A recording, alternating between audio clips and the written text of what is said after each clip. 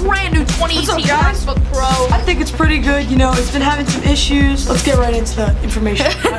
What is that supposed to mean? So he's got the base model because, you know, no one can afford the $6,800 giant one. It's not worth it. So the base model comes with the base specs of 256 gigabytes of an SSD, the Core i5 with 8 gigs of RAM, but of course you could upgrade to the $6,800 Core i9 6-core 560X processor with 32 gigs of RAM and a 4 terabyte SSD, which might be the best in any laptop ever. But do you need that? No. Unless you're working for like Hollywood, part of Warner Brothers, you will not need the upgraded version. But I gotta admit, the Core i9 is a beast. The RAM is now DDR4 instead of DDR3, so I guess that makes it a little bit faster. Plus having 32 gigs is just insane and incredibly overpowered. But if you're editing 8K video on the go, you might actually need it. Plus, I would assume if you've got a camera that shoots in 8K, you can probably afford it. But on all MacBook Pros, they've actually upgraded the battery. It's now got a bigger battery, just a little bit, so that they can still hit that 10-hour mark on a full charge, which they wouldn't have been able to hit if they kept the same battery, because now that the computer's faster, it takes more battery to run it. The new MacBook Pro has True Tone display, which is great on tablets, but for color editing and video editors, you should turn this off for more accurate color correction. As you can imagine, having the display change from yellow to blue and changing around the tones is not very consistent, so when you're color editing and you want to know what your video actually looks like, you should definitely turn this off. Otherwise though, it's pretty helpful. Also, a little side note, the touch bar will also match what your screen does, so as soon as your screen turns more yellow in a more yellowed environment, so will your touch bar. Another little minor adjustment is the new MacBook Pro has the new T2 chip, which now includes improved Touch ID and Hey Siri in the MacBook Pro. The T1 chip came last year, but in the end, those are both pretty minor improvements. Some say the computer gets too hot because Apple loves thin, quiet laptops. Apple's at the point where it feels it's better to get hot than add fans to cool it. In fact, it gets hotter than some gaming laptops. So instead of adding fans to cool it, Apple's just slowing down the laptop itself so that the CPU gets less hot. That's right. Instead of adding actual cooling methods, they're just slowing it down so it gets less hot. That's kind of ridiculous if you think about it. You're not able to use your laptop at full speed because Apple's sacrificing that speed for the portability and niceness and quietness that they want their laptops to have. It's kind of dumb. Wouldn't you rather have a bit of a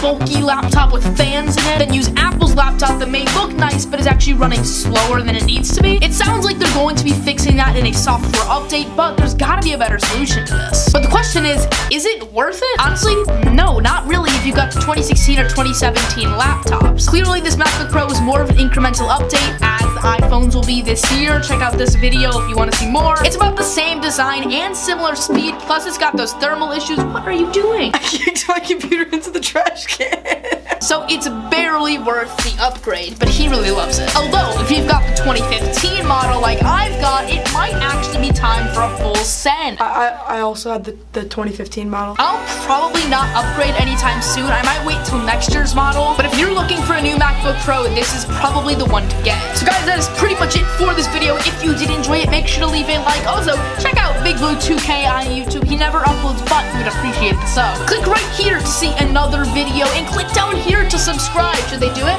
Are you subscribed? Tell them to subscribe. Tell them to subscribe. Hey Ben, subscribe to Big Blue 2K. No, tell them to subscribe to this channel. And I'll see you guys next time. I'm Jack. I'm Big Blue. Peace.